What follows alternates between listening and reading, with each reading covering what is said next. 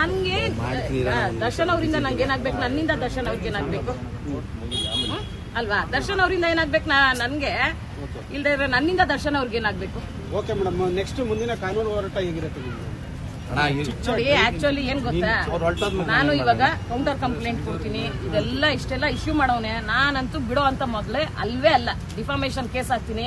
First of all ಪಾಪ ರಘು ಅವ್ರು ಬಂದೇ ಇರ್ಲಿಲ್ಲ. ರಘು ಅವ್ರನ್ನ ಅವ್ರು ನೋಡೇ ಇಲ್ಲ ಬಿಡ್ರಿ, ಟಿವಿಯಲ್ಲಿ ನೋಡಿರೋದು. ಸುಮ್ನೆ ಅವ್ರ ಹೆಸರೇನು ಕೆತ್ಬೇಕು? ರಘು ವಿಷಯ ಏನು ಕೆತ್ಬೇಕು? ಬಂದಿದ್ರೆ ಆರೋಪ ಮಾಡಿದ್ರೆ ಹೌದು, ಅವ್ರ ಪಾಡ್ಗವ್ರು ಅವ್ರ ಫ್ಯಾಮಿಲಿ ಜೊತೆ ಚೆನ್ನಾಗಿದ್ದಾರೆ. ನನ್ಗೆ ದರ್ಶನ್ ಅವರಿಂದ ನಂಗೆ ಏನಾಗ್ಬೇಕು, ನನ್ನಿಂದ ದರ್ಶನ್ ಅವ್ರಿಗೆ ಏನಾಗ್ಬೇಕು ಅಲ್ವಾ? ದರ್ಶನ್ ಅವರಿಂದ ಏನಾಗ್ಬೇಕು ನನ್ಗೆ, ಇಲ್ದೇ ನನ್ನಿಂದ ದರ್ಶನ್ ಅವ್ರಿಗೆ ಏನಾಗ್ಬೇಕು?